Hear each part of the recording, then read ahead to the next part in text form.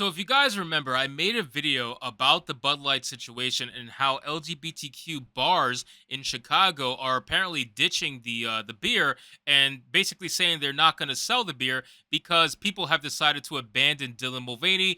Bud Light has decided to disavow Dylan Mulvaney, even though they didn't do it publicly. They did it in an earnings call. It doesn't matter. Once the LGBTQ mafia has decided that you don't have total allegiance to them, they're going to completely try to destroy you any way they can, and they decided to get rid of all of their Bud Light and make this ridiculously long statement about how you need to be accepting and inclusive, and that you, since you disavow Dylan Mulvaney, we don't want to sell your beer anymore. Blah blah blah blah blah. Whatever. Thus, they ended up joining the boycott that was happening against Bud Light, which is hilarious to me because Bud Light literally is dealing with this boycott because they wanted to pander to the LGBTQ community and the trans community and all that stuff. So I find it hilarious, the irony that's happening in all of this. But why am I talking about them again? Well, apparently, those same gay bars from Chicago are now facing harassment after ditching the Bud Light over Dylan Mulvaney controversy.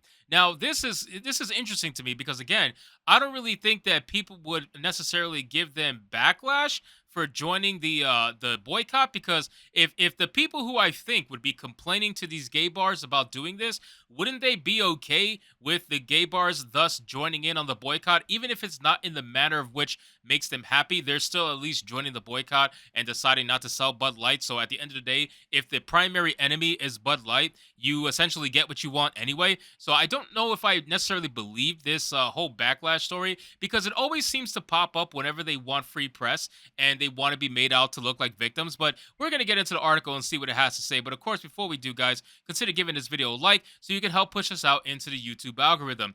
It says, we've gotten a lot of hate mail, but it's not my first experience with bullying, so I've got pretty tough skin, as do a lot of LGBTQ people who have been through this before, one bar owner said. Well, first off, I'm not surprised. It's Jake Wittich, the same guy who wrote the last time for the last article, white liberal savior.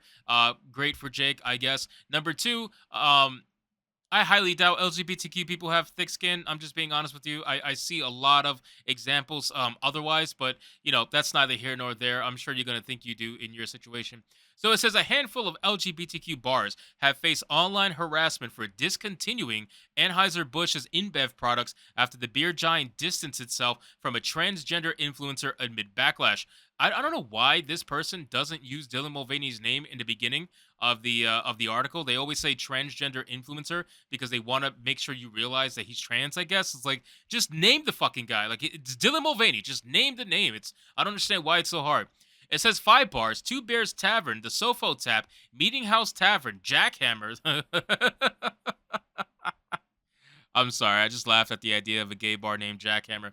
And Sidetrack also have received hundreds of Instagram comments since they announced Friday that they would no longer sell Anheuser-Busch products, including Bud Light, Busch Light, and Goose Island 312. While many expressed appreciation that the bars were standing up for transgender people, others left transphobic and homophobic messages on their pages, said Mark Robertson, co-owner of Two Bears Tavern Group, which manages 4 of the 5 bars.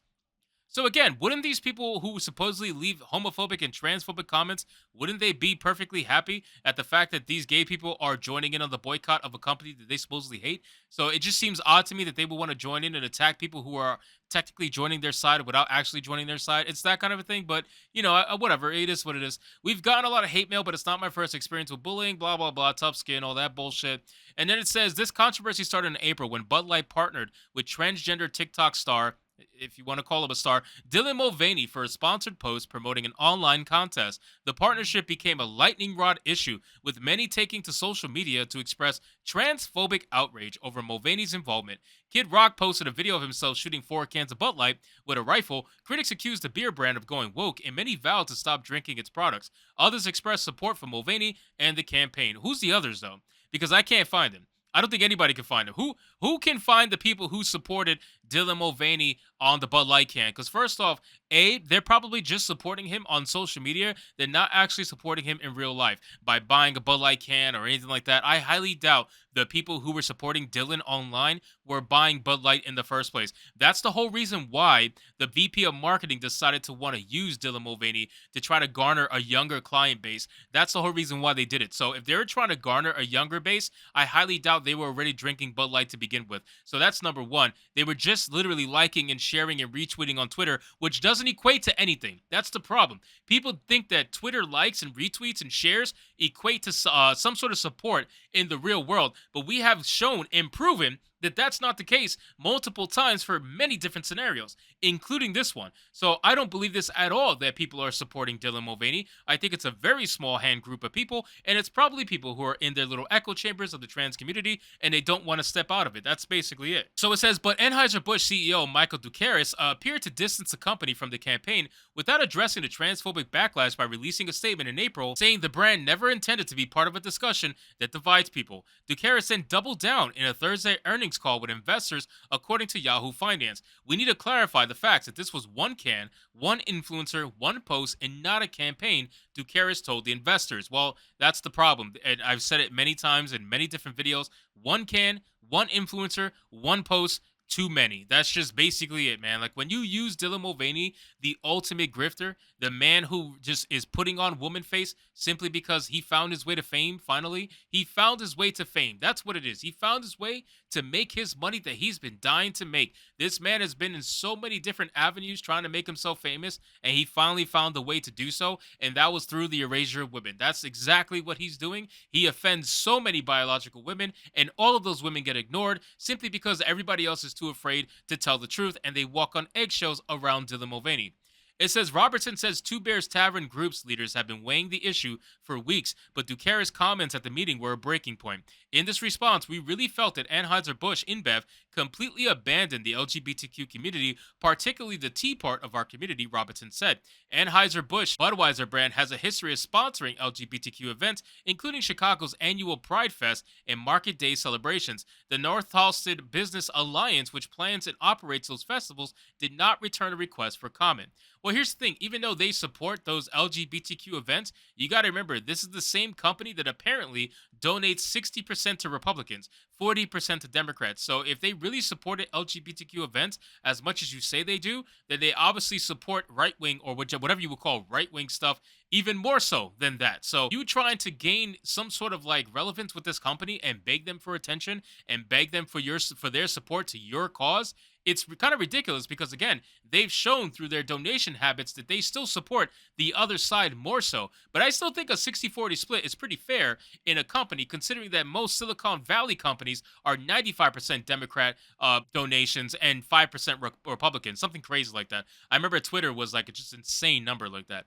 Bud Light has also marketed its products to LGBTQ consumers, going back to a 1993 commercial starring drag queens. The beer company has done 2 decades worth of Pride advertising, partnered with advocacy organizations like GLAAD, and featured LGBTQ people in its commercials, according to Fast Company report. But Robertson said those years of support are called into question when the brand won't stand by LGBTQ people even through tough times. Now, if this commercial is what I think it is, a 1993 commercial starring drag queens, yeah, okay. This commercial that they tried to say is supporting LGBTQ, right?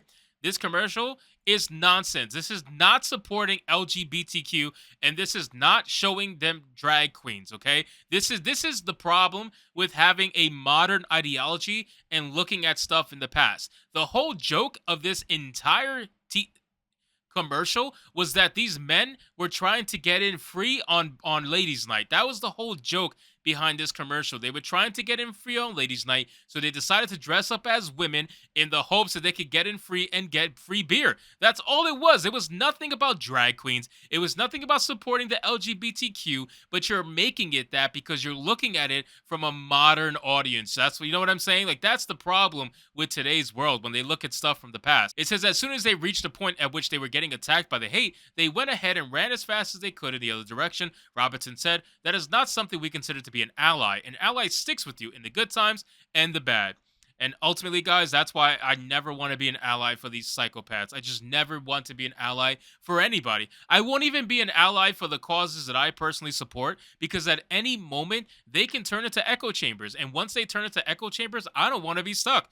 Plain and simple. And it happens a lot. It happens a lot on the left and it happens a lot on the right. And we see it happening time and time again. So, with that being said, I'm surprised that these bars are getting any kind of backlash considering that they inadvertently joined the boycott of Bud Light. I figured people would be happy about that, but I guess some people were not and they just took the opportunity to attack these bar owners. So, I don't really know where it's going to happen from here, but I'm sure they're going to continue to boycott. Everybody's going to continue to boycott as the boycott continues to destroy Bud Light sales. And now that the new numbers are coming out for the month of April, it's going to get even worse. So, anyway, guys, thank you so much for watching this video. I hope you did enjoy it. If you did, consider leaving me a subscribe. I would greatly appreciate it. Don't forget to like the video, comment, let me know what you thought, and I'll see you guys on the next one.